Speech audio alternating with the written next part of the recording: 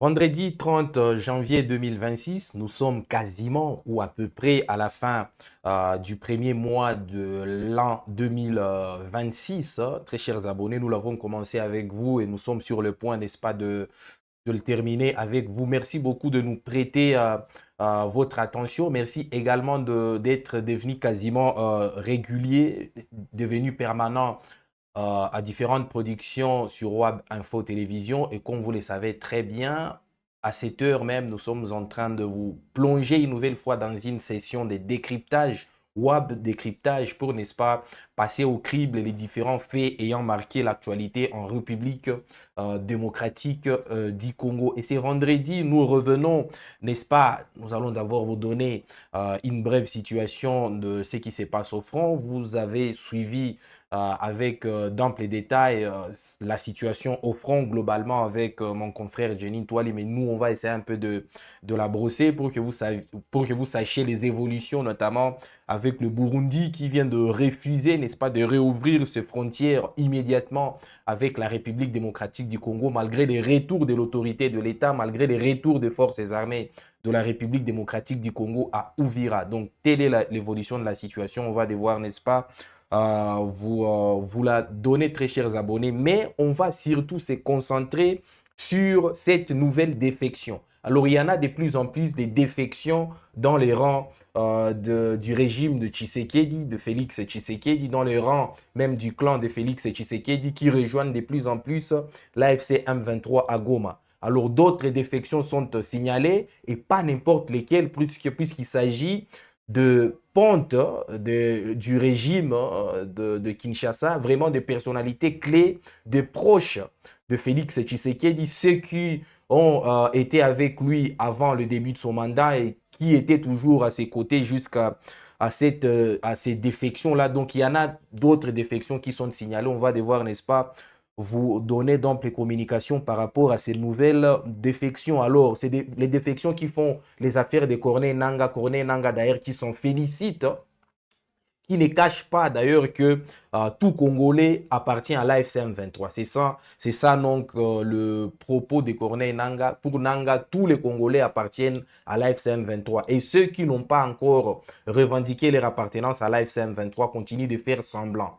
C'est ce que pense Corneille Nanga. Alors la Belgique également continue à mettre une pression pour la réouverture de l'aéroport de Goma. Vous savez, l'aéroport de Goma, c'est quasiment le seul aéroport fiable au Nord Kivu, et c'est un aéroport international qui permet notamment l'acheminement d'aides humanitaires aux plus nécessiteux. Donc la Belgique continue à mettre la pression pour que cette infrastructure phare, cette infrastructure qui constitue d'ailleurs l'un des piliers du développement dans la partie est de la République démocratique du Congo, puisse être, n'est-ce pas, réouverte. Voilà, donc c'est sur quoi nous allons devoir tabler dans le cadre de cette production sur Web Info Télévision, une production qui connaît la participation de Faustin Mouyoua comme réalisateur, une production également qui connaît la supervision de Thomas Zawadi. Bienvenue à bord, et on commence directement avec la situation au front. Alors, Jenin Touali, mon confrère, dans la précédente production et dans nos différents journaux, vous avez été mis au parfum de ce qui se passe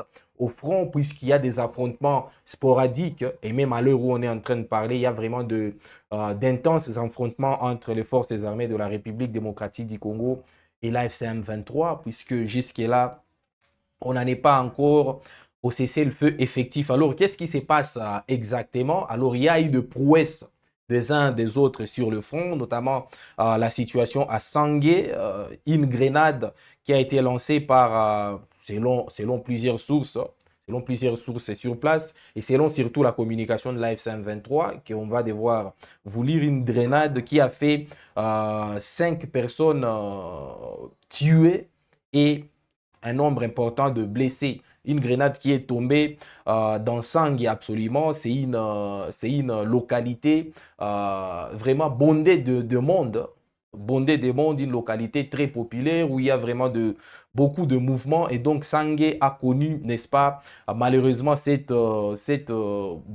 bombardements d'une grenade qui a fait 5 morts et un nombre important de blessés. Alors, à Fizi également, il y a vraiment des affrontements d'ailleurs qui ont conduit à la reprise de Point Zéro. On vous en a parlé hier et aujourd'hui, Jenny Touali vous en a également parlé. Donc, Point Zéro est repassé entre les mains de forces armées de la République démocratique du Congo qui ont intensifié les attaques, le contre-offensive pendant absolument 48 heures avant de déloger les Twiraneos qui restent, n'est-ce pas, une milice proche de l'AFC M23. Alors, à Mwenga également, il y a des affrontements également. Dans les territoires d'Ouvira, il y a également des affrontements. Donc, c'est un peu partout. Au sud Kivu, à Walikale également. À Walikale également, il y a des affrontements au nord Kivu.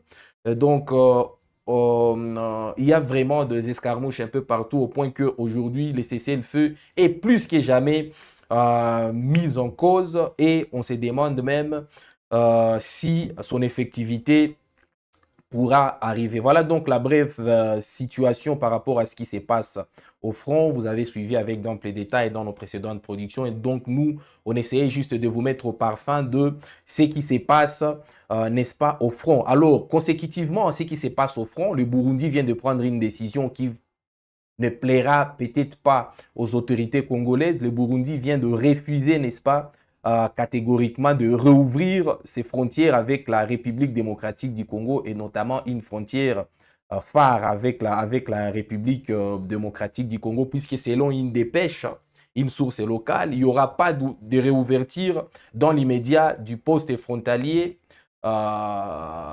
Burundi-RDC de Gatumba et Kanvivira. Donc, cette frontière-là, Gatumba Kanvivira, ses parents dit que partage la RDC et le Burundi ne sera pas réouvert de sitôt, puisque le Burundi pense que la réouverture de la frontière se fera quand toutes les conditions seront réunies. C'est la réponse du ministre burundais des Affaires étrangères à un diplomate et il a donc réitéré à l'intention de la presse, c'est jeudi 29 janvier au siège, n'est-ce pas, du ministère des Affaires étrangères du Burundi, que cette frontière-là, Gatumba Kanvivira, qui servait, n'est-ce pas, en quelque sorte, les deux pays, la RDC et le Burundi, ne sera pas réouverte de sitôt, malgré les retours, n'est-ce pas, de forces armées de la RDC à Uvira. Puisque vous savez très bien que le Burundi avait fermé cette frontière-là, du fait, n'est-ce pas, de la prise de Uvira par l'AFC M23. Et donc, le retour de FRDC à Uvira aurait suggéré que cette frontière-là soit réouverte. Malheureusement, le Burundi vient de dire non et que donc il faudra encore attendre.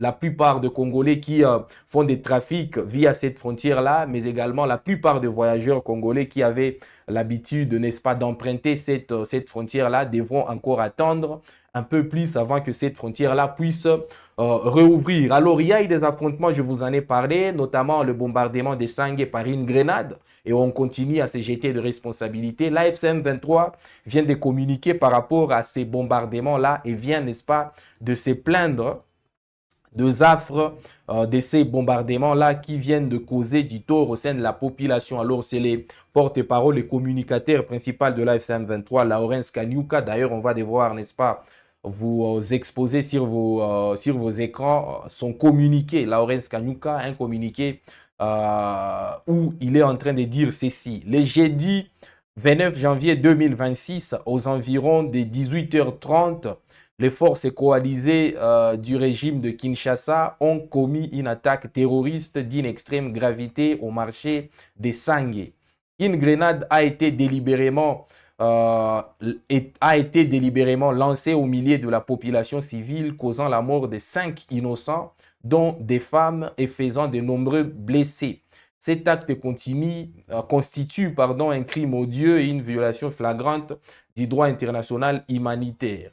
Les mêmes jours, à 19h45, ces forces ont récidivé, amenant une nouvelle attaque terroriste contre une vedette rapide de la SNCC stationnée au port en y lançant une bombe.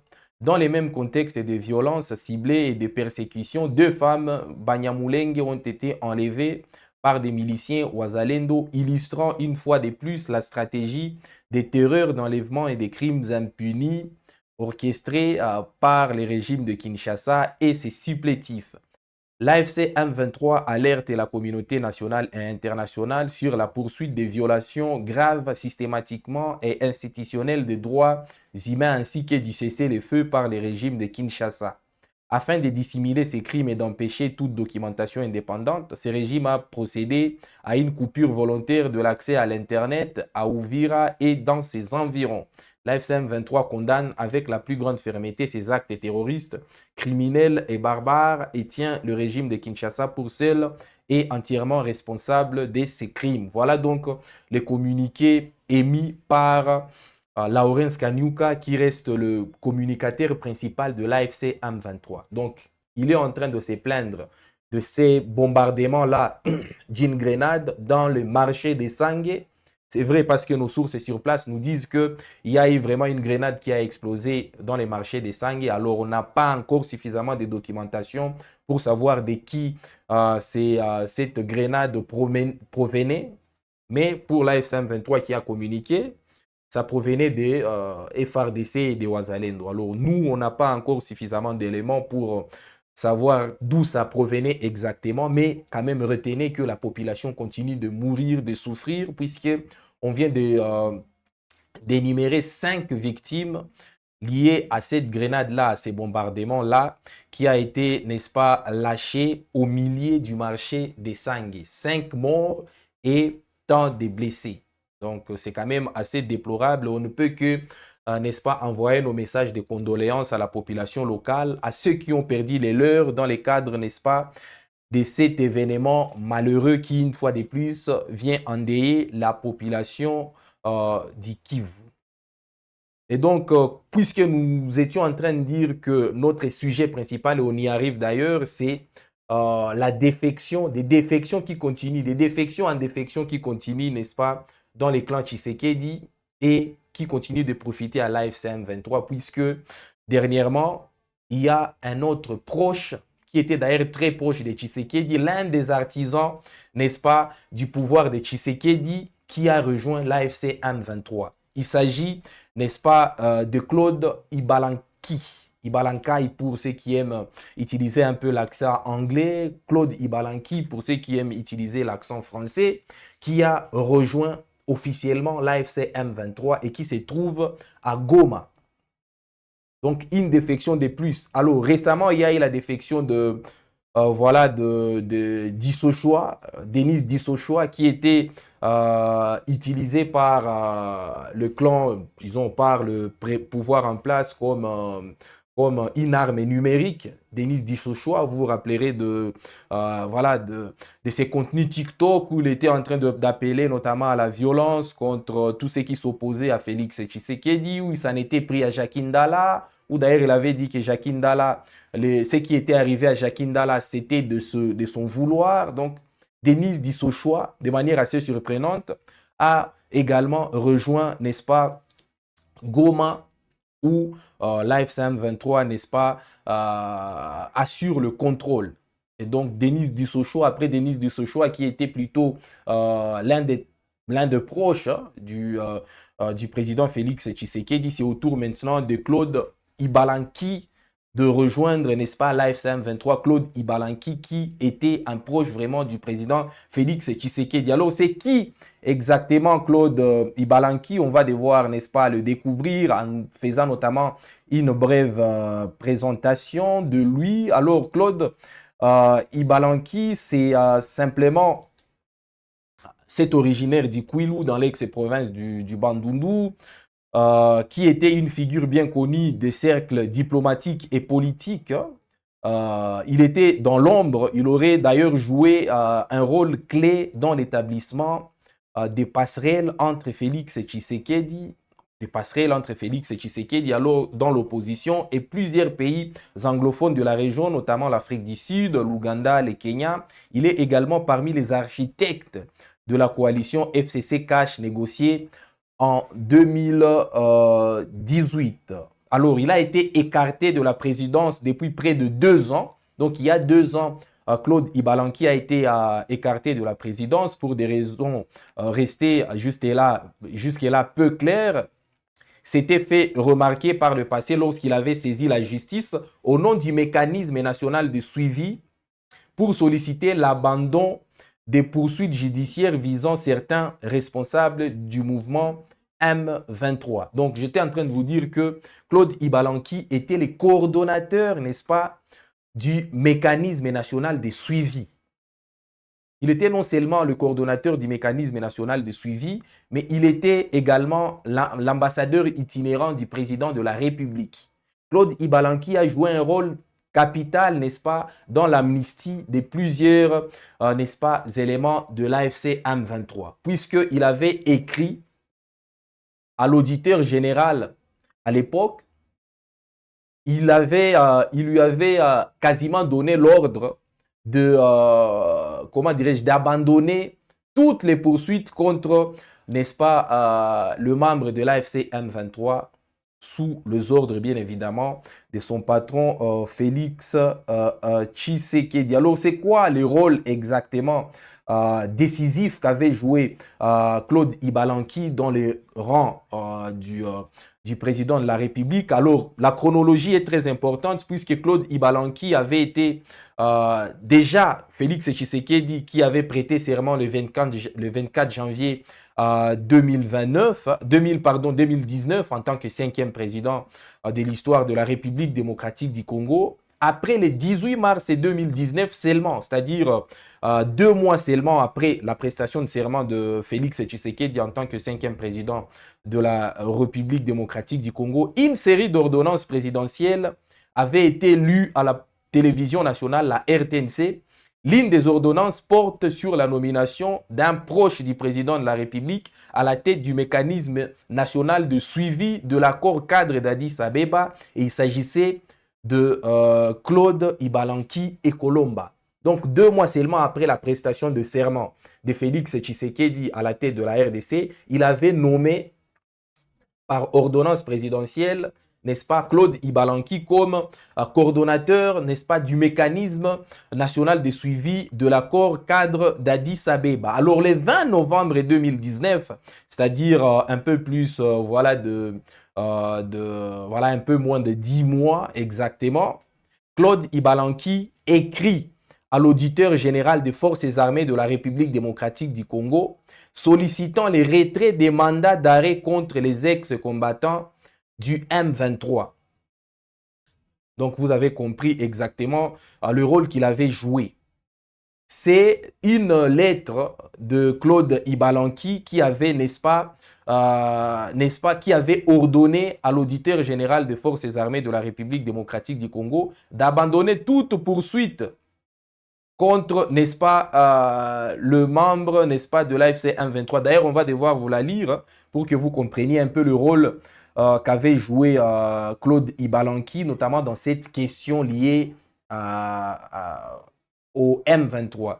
Alors, c'est quoi les contenus de sa lettre? J'ai l'honneur par la présente de vous approcher en vue, c'est une lettre adressée, n'est-ce pas, à l'auditeur général de forces armées de la RDC.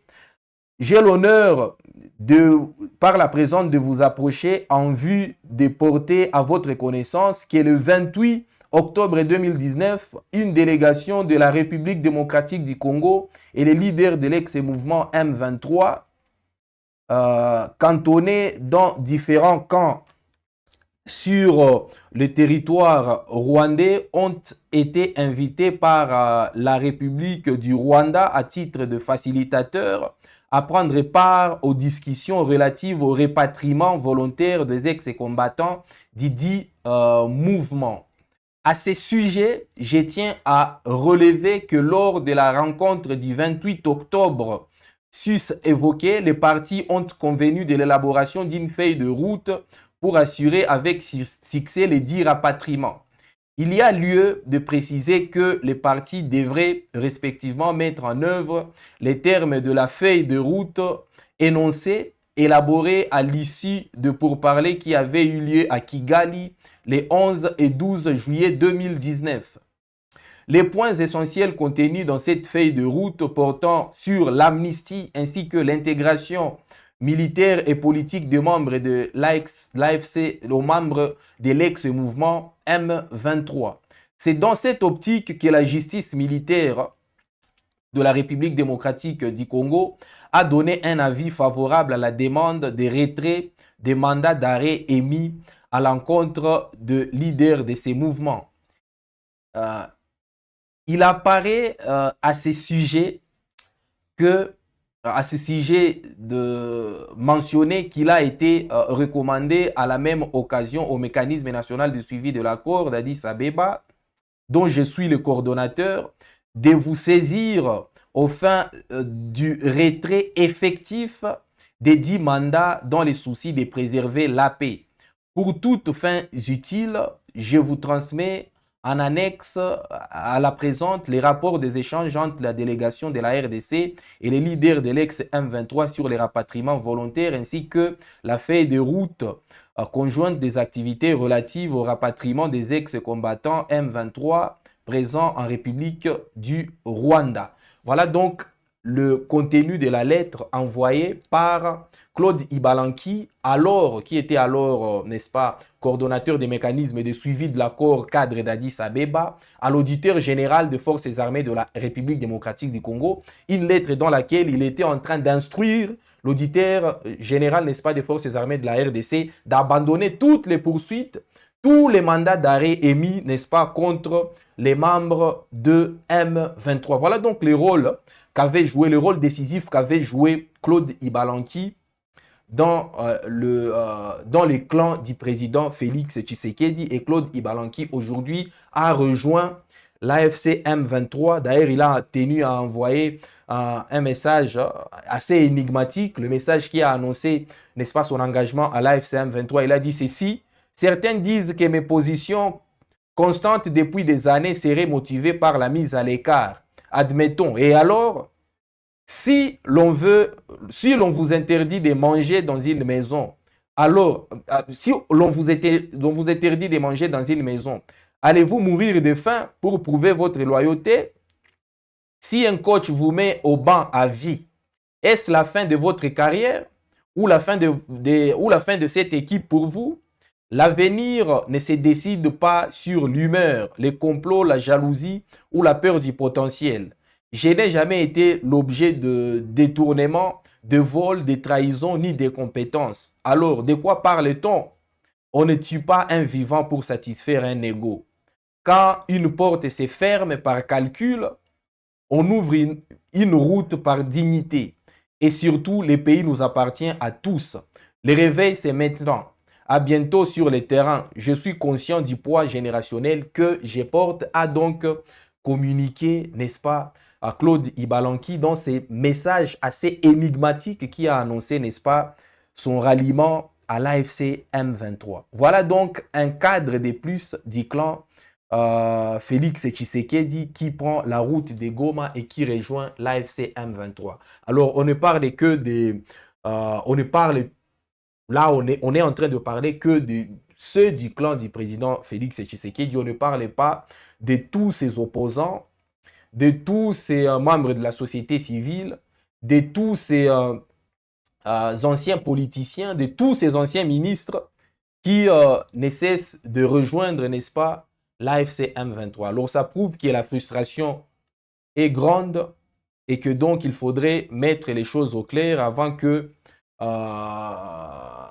tous les régimes ne se vident et ne remplissent, n'est-ce pas, les camps de l'AFC M23. Alors, puisqu'on est en train de parler de ces différentes défections, retenez que Corneille Nangaa a réagi par rapport à ces défections. Il ne cesse de réagir par rapport à ces défections. Dans un bref message, une brève vidéo, Corneille Nangaa s'est félicité de tous ces ralliements, de toutes ces adhésions au sein de l'AFC M23.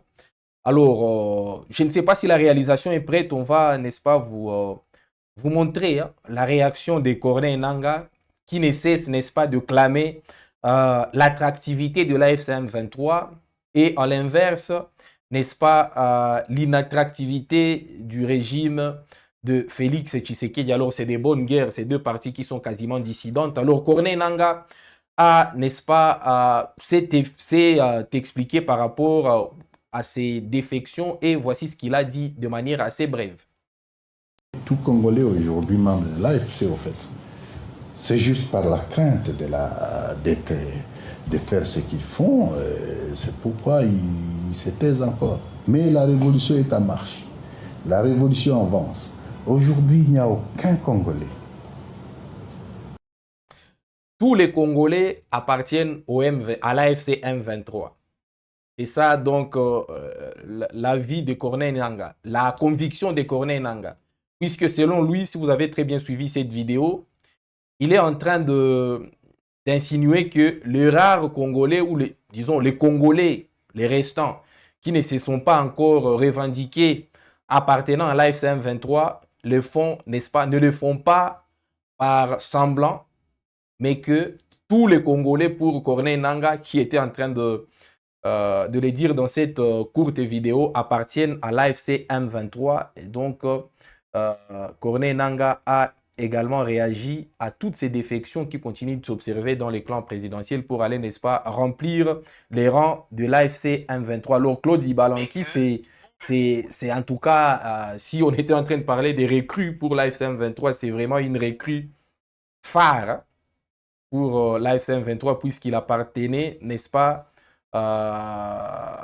il appartenait vraiment au clan proche, disons au cercle proche du président de la République, puisqu'ayant été un artisan de la fondation de l'accord ou disons de la coalition FCCK, ayant été, n'est-ce pas, nommé par Félix Tshisekedi comme coordonnateur du mécanisme de suivi de l'accord cadre d'Addis Abeba et a été également ambassadeur itinérant du président Félix Tshisekedi, ayant occupé vraiment beaucoup de postes. Et pour votre information, Claude Ibalanki était autorité morale du parti de Grace Coutinho, l'actuel ministre de la Jeunesse.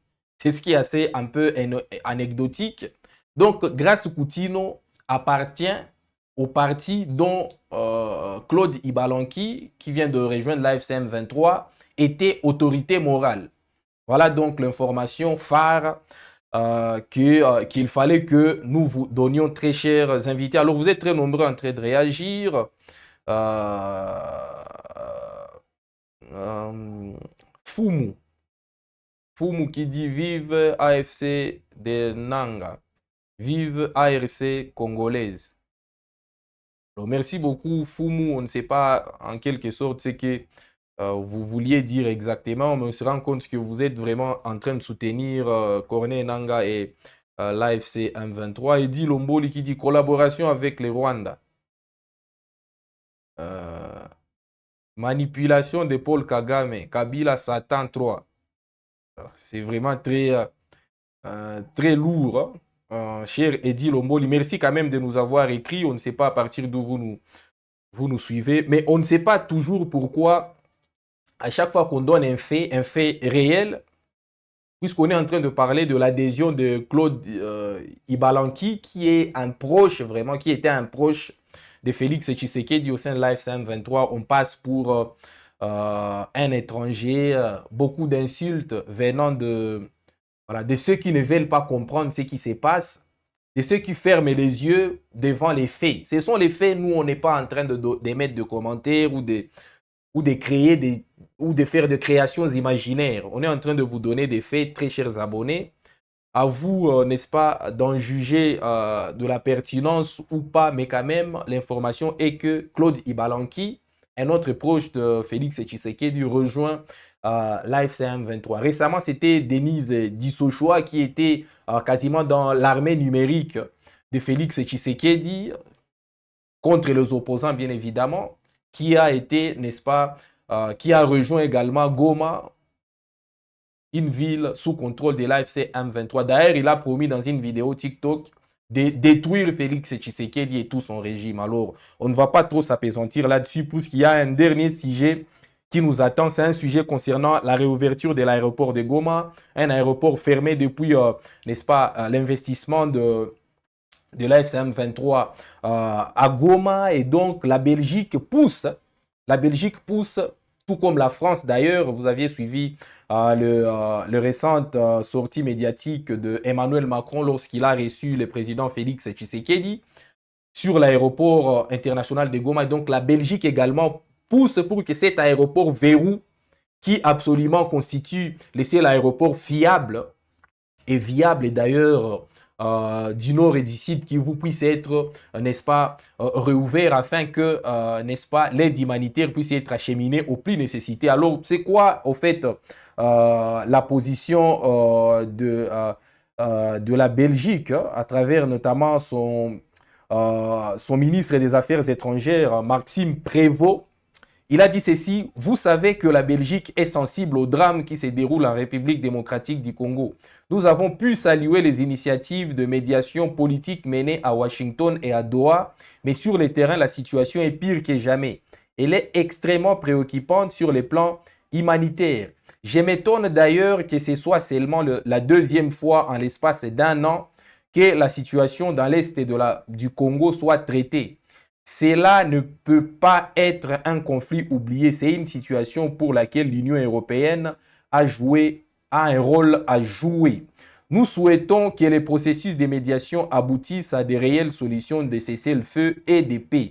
Il faut plaider pour un nouveau retrait des troupes du M23 et du Rwanda afin que la souveraineté et l'intégrité territoriale de la RDC soient préservées. L'urgence pour le moment est à l'action européenne pour répondre à la situation humanitaire où une femme est violée toutes les 4 minutes et un enfant toutes les 30 minutes. Il est urgent d'activer l'aéroport de Goma pour délivrer massivement l'aide humanitaire.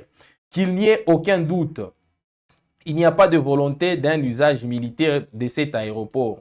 Les points sur lesquels la Belgique souhaite mettre l'accent est l'engagement européen beaucoup plus large aux enfants qui subissent depuis bien longtemps des affres tragiques de ces conflits. Donc c'est dans ces termes que la Belgique, n'est-ce pas, pousse pour que l'aéroport de Goma puisse être, n'est-ce pas, réouvert. La France, c'était déjà prononcé quant à ça. La France est claire, la France soutient également la réouverture de l'aéroport de Goma, mais l'AFC M23 qui contrôle cet aéroport depuis, n'est-ce pas, la prise de Goma, ne cesse de dire que la réouverture de l'aéroport de Goma représente, n'est-ce pas, un danger aussi bien pour l'AFC M23 que pour le Rwanda, puisque le ministre des Affaires étrangères du Rwanda, Olivier Nduhungirehe, également avait souligné que cet aéroport-là ne peut pas être réouvert de sitôt avec les intentions de Kinshasa d'attaquer le Rwanda. Donc voilà où résident, n'est-ce pas, les divergences des vues. La France, la Belgique et la RDC soutiennent que cet aéroport-là soit réouvert. Ce n'est pas du tout le cas de l'AFC 23 qui le contrôle, mais également du Rwanda voisin qui y voit, n'est-ce pas, une menace contre son territoire. Mesdames et messieurs, alors merci beaucoup de nous avoir suivis. On va devoir revenir sur ces différents points, n'est-ce pas, d'actualité dans voilà, dans les actus chaudes qui arrivent d'ici là.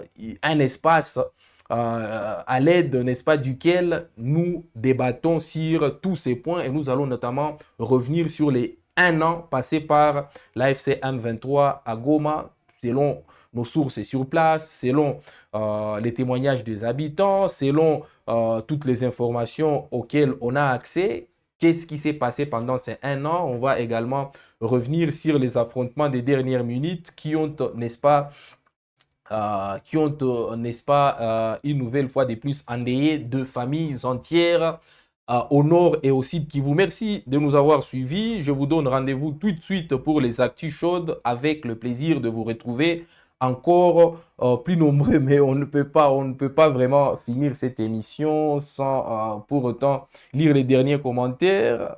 Permettez-nous de vous faire part des avis des uns et des autres. Mwamba François qui dit: il est libre de se joindre à l'AFC M23 s'il trouve le flou dans Félix. Merci beaucoup, très cher Mwamba. Chris FB, en tout cas c'est très compliqué les noms, c'est un non-événement.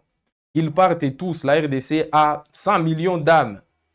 Merci beaucoup, très cher Chris, pour votre message.